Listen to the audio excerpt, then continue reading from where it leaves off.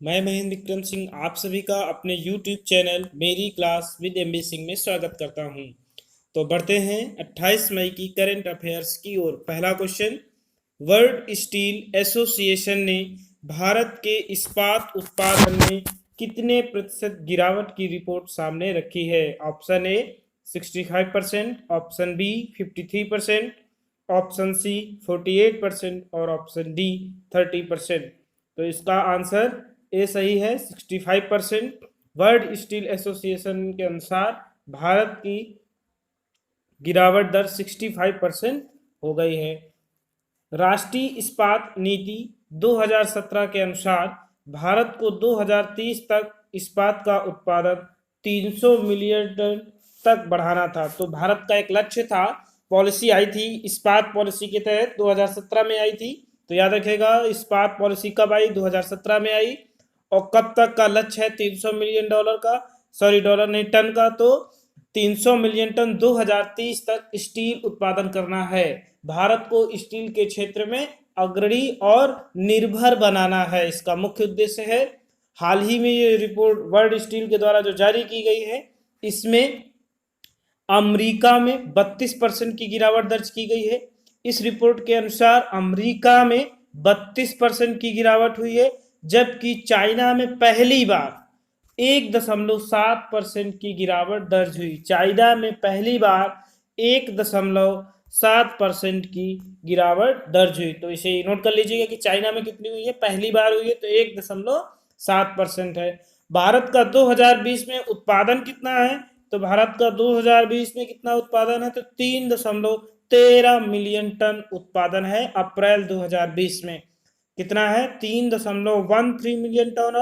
और चीन में गिरावट कितनी हुई है? तो 1.7% गिरावट हुई है और पहली बार हुई है। तो इसे याद कर लीजिएगा। नेक्स्ट क्वेश्चन की ओर बढ़ते हैं। अगला क्वेश्चन है, चंबा सुरंग का हाल ही में उद्घाटन किस राज्य में किया गया है? इंपॉर्टेंट क्वेश्चन है। Option A Uttarakhand, Rajasthan, Bihar, D Madhya Pradesh. तो इस प्रश्न का आंसर ए सही है, उत्तराखंड। उत्तराखंड राज्य में चंबा सुरंग का हाल ही में उद्घाटन किया गया है। चंबा सुरंग जो है आपकी, ये ऋषिकेश धरासू मार्ग पर स्थित है। कहां पर स्थित है? तो ऋषिकेश धरासू मार्ग में ये आपकी और स्थित है। इस योजना की शुरुआत कब हुई थी? तो 27 दिसंबर 2016 को इसकी शुरुआत हुई थी और यह राष्ट्रीय राजमार्ग 9454 पर स्थित है। ऋषिकेश से उत्पन्न यह मार्ग चार धाम बद्रीनाथ, केदारनाथ, यमुनोत्री और गंगोत्री को जोड़ने वाला मार्ग है। तो ये इंपॉर्टेंट योजना है। चारों मार्गों को जोड़ने के लिए ये योजना शुरू की गई थी, चार धाम योजना, जिसमें चंबा सुरंग 94 मार्ग पर स्थापित की गई है, जिसका उद्घाटन हाल ही में किया गया है। तो ये किस राज्य में है चंबा सुरंग? तो उत्तराखंड में है। उत्तराखंड से संबंधित हाल ही में कुछ क्वेश्चन आपको बताए गए हैं पिछले वीडियो में, तो आप मेरे साथ उनको दोहरा लीजिए कि क्या क्या है। तो अभी हाल ही में एक ऐप जारी हुआ था, होप ऐप। क्या नाम था उस ऐप का? तो उस ऐप का नाम होप ऐप था। इसका पूरा फुल फॉर्म है helping out people everywhere.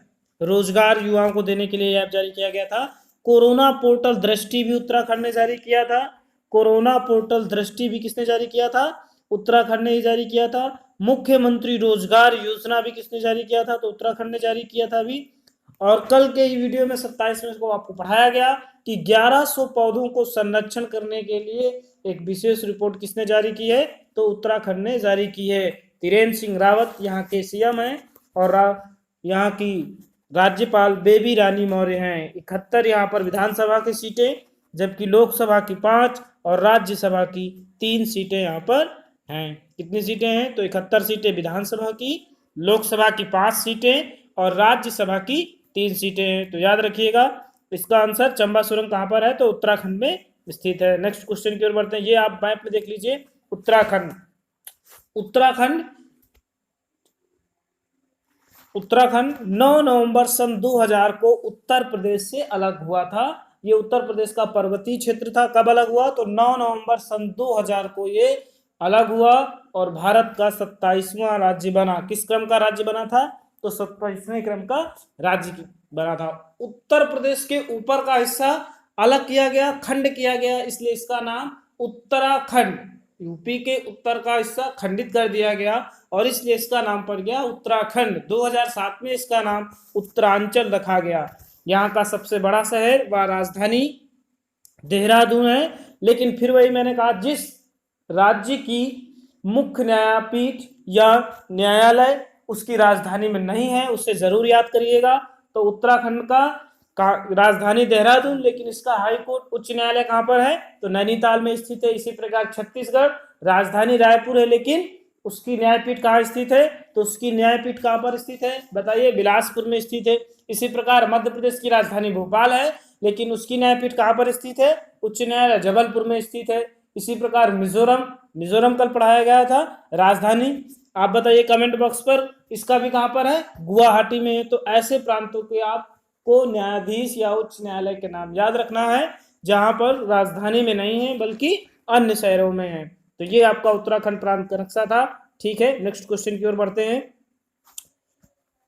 The Ickabog पुस्तक की लेखिका कौन है? इंपॉर्टेंट क्वेश्चन है। द ईका बाग पुस्तक की लेखिका कौन है? J K Rowling, option A B Harry Kilton, option C Angela Merkel और ऑप्शन डी इनमें से कोई नहीं। तो इस प्रश्न का answer option A J K Rowling इसका सही है। कौन सा ऑप्शन सही है इसका? इसका ए ऑप्शन सही है, जेके राउलिंग। जेके राउलिंग ने द ईका बाग नामक पुस्तक लिखी है। यह ब्रिटिश की लेखिका है और यह बाल पुस्तक है। हैरी पॉटर श्रृंखला की जितनी भी पुस्तकें हैं इन्होंने ही लिखा है, जेके राउलिंग ने ही लिखी है। और इनका 2012 में एक प्रसिद्ध उपन्यास द कैजुअल वैकेंसी आया था। इसे लिख लीजिए आप लोग, कौन सा उपन्यास आया था? द कैजुअल वैकेंसी, बहुत चर्चा में रहा था। द कैजुअल वैकेंसी इनका इम्पोर्टेंट उपन्यास 2012 में आया था, जबकि 2013 में इनका एक उपन्यास आया था रॉबर्ट गालब्रेथ। ये इका जेके राउलिंग है, इनको देख लीजिए आप, जेके राउलिंग की इमेज है ये, जेके इन्होंने ही ये सारी लिखी हैं। हैरी पॉटर श्रृंखला की पहली पुस्तक Harry Potter and the philosopher stone 1997 था। इस पर मूवी भी बनी हॉलीवुड में, 7 पार्ट आ चुके हैं, तो ये इंपॉर्टेंट है। नेक्स्ट क्वेश्चन की ओर बढ़ लेते हैं। हैरी क्लिंटन, इनकी एक प्रसिद्ध पुस्तक है लिविंग हिस्ट्री, आप याद कर लीजिएगा। एंजेला मर्केल जर्मनी की चांसलर है। तो नेक्स्ट क्वेश्चन की ओर बढ़ते हैं। किसने कोविड-19 सैनिटेशन के लिए ट्रैक्टर माउंट स्प्रेयर विकसित किया? इंपॉर्टेंट क्वेश्चन है। किसने कोविड-19 सैनिटेशन के लिए माउंट स्प्रेयर ट्रैक्टर विकसित किया है? तो ऑप्शन ए है राहुल जाधव, ऑप्शन बी है राजेंद्र जाधव, ऑप्शन सी महेश पुरंदर और ऑप्शन डी राजीव जोशी।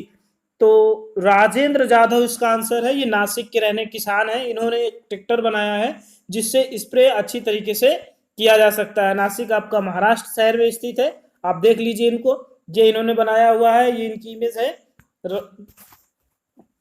तो महाराष्ट्र में हाल ही में क्वेश्चन बताया गया था, मी अन्नपूर्णा पहल भी शुरू की गई थी। कौन सी पहल?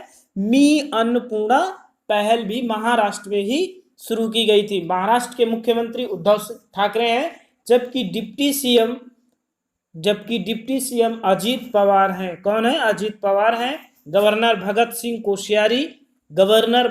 कोश्यारी विधानसभा की 288 सीटें तथा विधान परिषद की 78 सीटें हैं। इसका मतलब यहाँ पर द्विसदनी विधानमंडल है। तो ठीक है, अगला क्वेश्चन लेते हैं। खुडोल पहल बहुत इंपॉर्टेंट है, इसको आप बिल्कुल रख लीजिए। खुडोल पहल को कोविड-19 महामारी से निपटने के लिए शीर्ष वैश्विक पहलू में सूचीबद्ध किया गया है। यह किस भारतीय राज्य में स्थित है? मणिपुर, मिजोरम, मेघालय और त्रिपुरा। तो ये जो आपकी योजना शुरू की गई है ये मणिपुर में है। खुडोल पहल की योजना शुरू की गई थी और इसे एक एनजीओ या आल के माध्यम से शुरू किया गया था। तो इसका आंसर कौन सा सही हो जाएगा? Option A. यहाँ की राजधानी मणिपुर की इम्फाल है। क्या राजधानी है? मणिपुर की राजधानी इम्फाल है।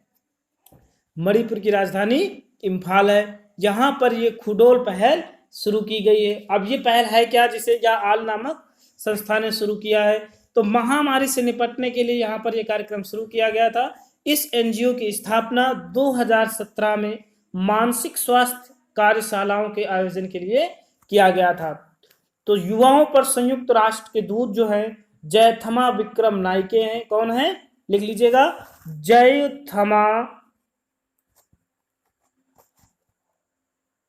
विक्रम नाइके। तो याद कर लीजिएगा, बहुत इंपॉर्टेंट है, उनके द्वारा ही इसे सूची में शामिल किया गया है। ठीक है, अब इस विषय में समझा लेते हैं। इसे या आल एनजीओ द्वारा शुरू किया गया था। इसकी स्थापना यानी इस एनजीओ की स्थापना 2017 में हुई थी और जिसके संस्थापक सदम हंजबम हैं। मणिपुर की राजधानी इम्फाल है और यहाँ के मुख्यमंत्री एन बीरेन सिंह। कौन है, तो एन बीरेन सिंह हैं और राज्यपाल नजमा हेपतुल्ला हैं। नजमा हेपतुल्ला राज्यपाल है। विधानसभा की 60 सीटें तथा लोकसभा की 2 और राज्यसभा की 1 सीट है। यहाँ पर कितनी सीट है, 1 सीट लोकसभा की, 2 और राज्यसभा की 1 सीट है। मिजोरम से संबंधित मैंने कल आपको एक प्रश्न बताया था। मिजोरम से संबंधित कल आपने एक प्रश्न पढ़ा कि खेलों को उद्योग का दर्जा देने वाला राज्य कौन सा बन गया है, तो मिजोरम खेलों को उद्योग का दर्जा देने वाला प्रथम राज्य बन गया है। नेक्स्ट क्वेश्चन को लेते हैं। लाख की खेती को कृषि का दर्जा प्रदान करने वाला राज्य कौन सा बना है, तो लाख की खेती को कृषि का दर्जा देने वाला राज्य बन गया है। ऑप्शन ए है Chhattisgarh, option B Uttarakhand, option C Jharkhand और ऑप्शन डी बिहार। तो इसका आंसर छत्तीसगढ़ सही है। छत्तीसगढ़ ने लाख की खेती को कृषि का दर्जा प्रदान किया है। इससे क्या होगा, इससे किसानों को सहकारी समिति के माध्यम से आसानी से ऋण मिल जाएगा। जब इसे कृषि का दर्जा मिल जाएगा तो इसके लिए ऋण आसानी से मिल सकता है। तो ये कहाँ की पहल है, तो छत्तीसगढ़ की पहल है। तो छत्तीसगढ़ में हाल ही में कई योजनाएं शुरू की गई थी, तो देख लेते हैं उनको कौन कौन सी योजनाएं छत्तीसगढ़ में शुरू की गई हैं। तो राजीव गांधी न्याय किसान योजना बड़ी इंपॉर्टेंट योजना है, आप इसे याद कर लीजिएगा। दूसरी योजना है पढ़ई तोहार द्वार योजना, पढ़ई तोहार द्वार योजना। सी घाट ऐप इसने जारी किया था आवश्यक वस्तुओं की होम डिलीवरी के लिए। कोविड-19 के दौर में ये तीनों योजनाएं शुरू की गई। राजीव गांधी न्याय किसान योजना, जिसके तहत किसानों को एक मुफ्त धनराशि प्रदान कर रहा है। पढ़ई तोहार द्वार योजना, बच्चों को पढ़ाई से संबंधित है घर में ही रहकर। सी घाट ऐप, ये सी घाट ऐप होम डिलीवरी घर में आवश्यक वस्तुओं की कराना है। लिकर की होम डिलीवरी कराने वाला भी ये प्रथम राज्य है, याद कर लीजिएगा, बड़ा इंपॉर्टेंट है। विधानसभा की यहाँ पर कितनी सीटें हैं, तो विधानसभा की यहाँ पर 90 सीटें हैं, जबकि लोकसभा की यहाँ पर 5, लोकसभा की 11 और राज्यसभा की 5 सीटें हैं। लोकसभा की 11 सीटें जबकि राज्यसभा की यहाँ पर 5 सीटें हैं। छत्तीसगढ़ के मुख्यमंत्री भूपेश बघेल और गवर्नर अनसुईया उइके हैं। गवर्नर अनसुईया उइके हैं। तो ठीक है, इसे याद कर लीजिए। यदि आपको वीडियो अच्छा लगे तो लाइक और सब्सक्राइब करते रहिए। नेक्स्ट क्वेश्चन की ओर बढ़ते हैं। प्रतिष्ठित संयुक्त राष्ट्र Saini gender advocate of the year award 2019 के लिए किसे चुना गया है। इंपॉर्टेंट अवार्ड है, ऑप्शन देख लीजिए। मेजर सुमन वानी, बी अवनी सिंह, सी प्रकृति सिंह, डी लेफ्टिनेंट शिवांगी। तो ये पुरस्कार मेजर सुमन गवानी को प्रदान किया गया है। किसे प्रदान किया गया है, मेजर सुमन गवनी को ये पुरस्कार दिया गया है। ये भारतीय सेना की अधिकारी है जिन्हें संयुक्त राष्ट्र मिशन के तहत दक्षिणी सूडान में तैनाती दी गई थी। कहाँ पर थी ये, तो दक्षिणी सूडान में तैनात थी संयुक्त राष्ट्र मिशन के तहत, और इन्हें यह सम्मान दिया गया है। यह सम्मान पाने वाली ये पहली भारतीय हैं। यह सम्मान पाने वाली ये पहली भारतीय है, इसलिए बहुत ही इंपॉर्टेंट है, आप इसे याद कर लीजिएगा। अब हम बात कर सकते हैं कि वर्तमान समय में यूएनओ के महासचिव कौन है। तो वर्तमान समय में यूएनओ के महासचिव एंटोनियो गुतेरस हैं। कौन है, एंटोनियो गुतेरस हैं। वीडियो आपको अच्छी लगे तो लाइक सब्सक्राइब करिए और दोस्तों में इसे शेयर करिए। आप नोट्स बनाते जाइए, इससे क्या होगा, आपकी मेमोरी है जो बहुत बढ़ जाएगी और आपको अच्छे से ये याद हो जाएगा। इसकी पीडीएफ डिस्क्रिप्शन लिंक पर दे दी गई है, जिसे आप डाउनलोड कर सकते हैं। तो यूएनओ के महासचिव कौन है, एंटोनियो गुतेरस है। यूएनओ का मुख्यालय न्यूयॉर्क में स्थित है। उन्होंने मेजर सुमन गौनी को आदर्श यानी प्रभावशाली आदर्श की संज्ञा दी है। इस पुरस्कार की शुरुआत 2016 में हुई थी। कब हुई थी? तो 2016 में इस पुरस्कार की शुरुआत की गई थी। नेक्स्ट प्रश्न लेते हैं। भारतीय उद्योग कंपनी आईटीसी ने जिसका हाल ही में अधिग्रहण कर लिया है वह कौन सी कंपनी है? तो भारतीय उद्योग कंपनी आईटीसी ने हाल ही में किस कंपनी का अधिग्रहण किया है? तो option A sunrise foods, option B attitude limited, option C Goldie masala limited और ऑप्शन डी इनमें से कोई नहीं। तो इसका ऑप्शन ए सही है। सनराइज फूड्स जो कंपनी है इसको अधिग्रहण कर लिया है आईटीसी कंपनी ने। ये एक मसाला निर्माण कंपनी थी जिसकी 100% खरीदारी व्यक्त हो गई है या तय हो गई है। अब आईटीसी के विषय में जान लेते हैं। ये भारत की निजी क्षेत्र की अग्रणी कंपनी है जिसका 50 अरब डॉलर का कारोबार है। कितना है? 50 अरब डॉलर कारोबार पहुंच चुका है। इसकी स्थापना 1910 में हुई थी और इसका मुख्यालय कलकत्ता शहर में स्थित है। कलकत्ता पश्चिम बंगाल की राजधानी है। कहाँ की राजधानी है? पश्चिम बंगाल की राजधानी है। पश्चिम बंगाल की बात आई है तो वहाँ के मुख्यमंत्री का नाम मत भूलिए, ममता बनर्जी है और उनकी आत्मकथा अनफॉरगेटफुल मेमोरी बहुत इंपॉर्टेंट है, आप याद कर लीजिएगा। अनफॉरगेटफुल मेमोरी उनकी आत्मकथा है। नेक्स्ट क्वेश्चन लेते हैं। राज्यों में फंसे हुए प्रवासी कामगारों को तुरंत परिवहन, भोजन, आश्रय मुफ्त में देने का आदेश किसने दिया है? इंपॉर्टेंट क्वेश्चन है क्योंकि इस समय कोविड-19 संक्रमण के कारण प्रवासियों की स्थिति को लेकर कई योजनाएं संचालित की जा रही हैं और उन्हें रोजगार देने के लिए कई कार्य राज्यों द्वारा किए जा रहे हैं। कई श्रमिक स्पेशल ट्रेनें भी उन्हें लाने के लिए वापस चलाई जा रही हैं। तो इसका आदेश किसने दिया है? A Supreme Court, B High Court, C गृह मंत्रालय और डी इनमें से कोई नहीं। तो इसका आंसर ए सही है। सुप्रीम कोर्ट ने यह निर्णय हाल ही में दिया है। किसने दिया है? सुप्रीम कोर्ट ने यह निर्णय दिया है कि केंद्र व राज्य में जितने भी प्रवासी कामगार फंसे हैं उन्हें तुरंत परिवहन, भोजन और आश्रय मुफ्त में दिया जाए। तो सुप्रीम कोर्ट की बात कर लेते हैं। इसका आंसर क्या हो गया? Supreme court. भारतीय संविधान के भाग 5 अध्याय 4 के तहत, भाग 5 और अध्याय 4 के तहत स्थापित उच्चतम न्यायालय भारत का शीर्ष न्यायाधिकरण है। अनुच्छेद 124 से 147 तक इसका वर्णन किया गया है। कहाँ पर है? तो 124 से 143 तक इसका वर्णन है। इसकी स्थापना 1 अक्टूबर 1937 को भारतीय परिषद अधिनियम 1935 के तहत हुई थी। तब इसे संघीय अदालत के रूप में जाना जाता था। जब भारत में उच्चतम न्यायालय की स्थापना हुई तो 28 जनवरी 1950 की इसकी स्थापना हुई थी। अगर क्वेश्चन पूछे कि भारत में संघीय न्यायालय कब स्थापित हुआ तो 1 अक्टूबर 1937 को स्थापित हुआ और उच्चतम न्यायालय भारत में कब स्थापित हुआ तो 28 जनवरी 1950 को स्थापित हुआ। 1937 को स्थापित उच्चतम न्यायालय के मुख्य न्यायाधीश 1937 में स्थापित इसके मुख्य न्यायाधीश कौन थे? तो इसके मुख्य न्यायाधीश मॉरिस ग्वेयर थे। याद कर लीजिएगा कौन थे, पूछा जा चुका है कई बार। मॉरिस ग्वेयर थे। जब ये 1937 में स्थापित हुआ तब इसके प्रमुख कौन थे? तो मॉरिस ग्वेयर इसके प्रमुख थे। और जब ये 28 जनवरी 1950 को उच्चतम न्यायालय के रूप में स्थापित हुआ तब इसके प्रमुख हीरालाल जे कानिया थे। कौन थे? तो हीरालाल या एच.जे. कानिया थे। हीरालाल जे कानिया, आप याद कर लीजिएगा। अब एक क्वेश्चन बचता है कि भारत में न्यायालय कब स्थापित हुआ? तो भारत में न्यायालय कलकत्ता में पहला न्यायालय स्थापित हुआ था। कब स्थापित हुआ? कलकत्ता में पहला न्यायालय स्थापित हुआ था 1774 में, जिसके लिए ब्रिटेन ने 1773 का रेगुलेटिंग एक्ट पारित किया था। इसके मुख्य न्यायाधीश का नाम आप कमेंट बॉक्स पर लिखकर जरूर बताएं।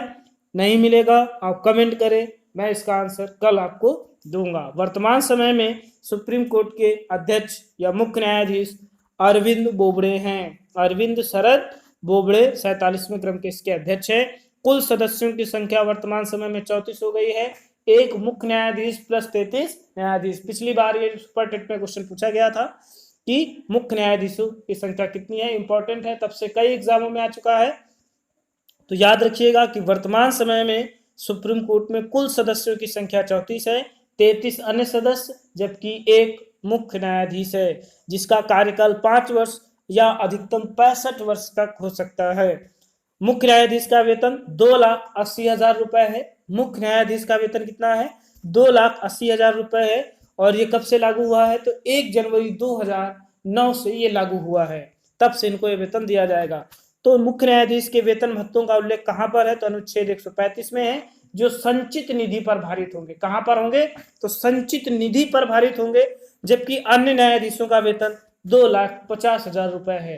अर्थात हाई कोर्ट के मुख्य न्यायाधीश का वेतन 2,50,000 रुपए होगा, उच्चतम न्यायालय के अन्य न्यायाधीशों का वेतन 2,50,000 रुपए होगा, जबकि उच्चतम न्यायालय के मुख्य न्यायाधीश का वेतन 2,80,000 रुपए होगा।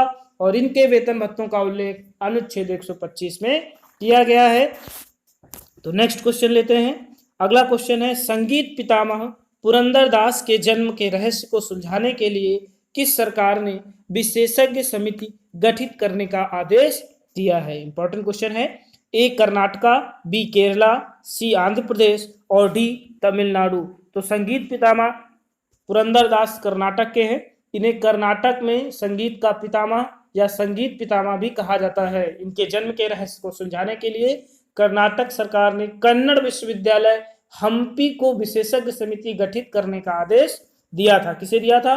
तो हम्पी स्थित कन्नड़ विश्वविद्यालय को विशेषज्ञ समिति गठित करने का आदेश दिया था। किसने दिया है? कर्नाटक ने दिया है। कर्नाटक के वर्तमान समय में इन्हें कर्नाटक संगीत का पितामह कहा जाता है। कन्नड़ विश्वविद्यालय हम्पी को विशेषज्ञ समिति गठित करने का आदेश मिला है। इसके मुख्यमंत्री BS येदियुरप्पा है, राज्यपाल वाजुभाई आरवाला है। विधानसभा की यहाँ पर कुल 225 सीटें हैं, जबकि विधान परिषद की 75 सीटें यहाँ पर हैं। इसका मतलब यहाँ पर द्विसदनीय विधानमंडल है। कितना सदनीय है? द्विसदनीय विधानमंडल है। लोकसभा की 28 सीटें, जबकि राज्यसभा की यहाँ पर 12 सीट हैं। इस राज्य का गठन 1 नवंबर 1956 को हुआ था। इसकी राजधानी तथा सबसे बड़ा शहर बंगलुरु शहर है। बंगलुरु को भारत की सिलिकॉन वैली, अंतरिक्ष शहर भी कहा जाता है। वीडियो